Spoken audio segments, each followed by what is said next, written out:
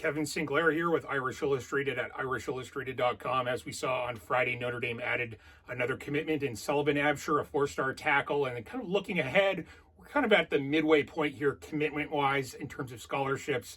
Going to be interesting to see how the rest plays out. And having a look at the board top to bottom, I picked out the 5 most important prospects left on the board. And I think we all know who that top guy is, but there's a good debate in who the rest are. I chose my 5. Dug into their film a little bit to talk about why that is. Let's dig in. We all know where this begins, and that's with Dante Moore. Now, this isn't in order from number 1 to 5, but you got to start with Moore. And, with him, it just starts with his sheer accuracy. When you watch his game films and the way he gets into a rhythm on these throws like slants over the middle of the field, comebacks, hitches, and quick outs and the like, he really has that timing down, but it's his poise, his release, and just his sheer accuracy is very, very impressive. Fits balls into tight windows.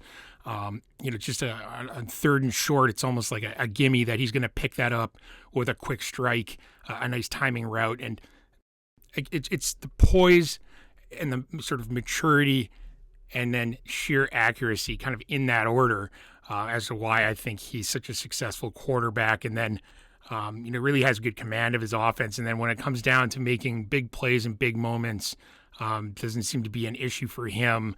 Many comeback wins late in the fourth quarter with him making these kinds of throws here, putting the ball only where his receiver can make the catch with the cornerback, having good positioning on his receiver.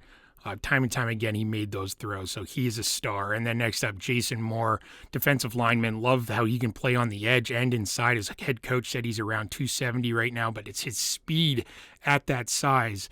Almost always we look at these body types and we think, oh, they're going to be an interior guys. Well, I just don't know that that's the case with Jaden Moore. This is a special athlete who can bend the edge, shows very good quickness and body control as a guy who, very much grew up as an athlete on the basketball court. His brother's, a starter on the, that big-time college basketball level. And on top of that, DeMatha Catholic being a really good profile school for Notre Dame. We've been kind of waiting for the day where Notre Dame gets in the mix truly with one of these elite prospects of theirs, and that finally kind of coming to the surface with Jaden Moore. You can watch here how he can attack inside and shut down the run. He's in between that 6'5" and 6'6" range. Gotta love it. And then Jaden Greathouse, this might be the second most important prospect when you're talking about priority position groups, and it starts with his grit and his toughness. There he is.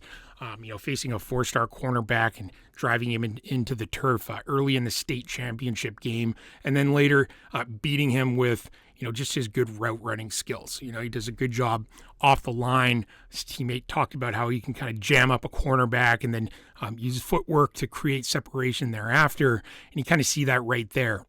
He had 3 touchdowns, well over 200 yards receiving in that state championship game and against a loaded Denton Guyer defensive backfield. And again there, just seeing that physicality from him, his teammates and coaches rave about how he does all the little things well, and you see it there, and that leads to big things throughout the course of a game, and wearing down a cornerback and then making these types of plays.